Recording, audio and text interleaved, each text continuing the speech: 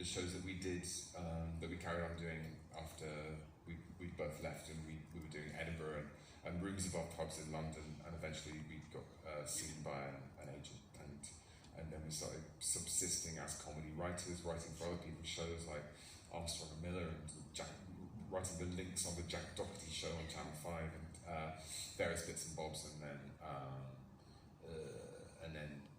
yeah, we were doing that for a while, and then Peep Show. And how did that relationship work? How do you write together?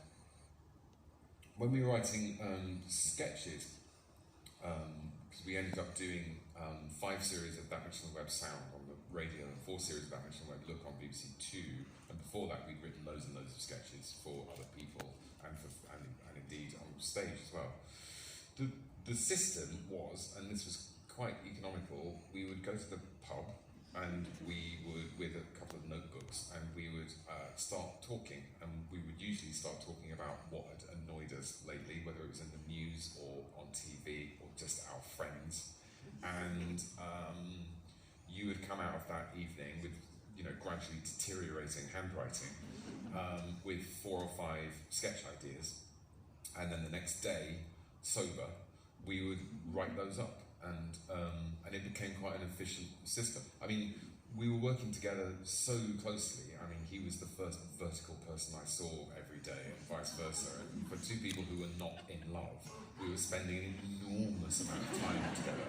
So we kind of became efficient because we didn't want to be hanging around with each other any longer than we needed to. So basically, I would go to his house, and he lived with another lovely friend called Robbie, and the 3 of us would watch whatever was on, Marple or Bergerac or the snooker. The snooker became quite an important part of our writing lives. Not much got done during Crucible fortnights. And we would have a very long cup of tea, and then eventually one of us would go, should we go and do a bit?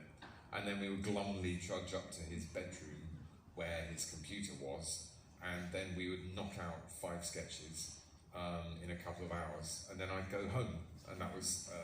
But if you do that every day, you end up generating a lot of material. So we would always massively overwrite, and then we'd select the best sketches, and then we'd shoot too many as well, and we'd take the best from those, so that eventually you had a show where you had to be proud of the weakest sketch. The sketch that we were least proud of would come sort of halfway through episode 5.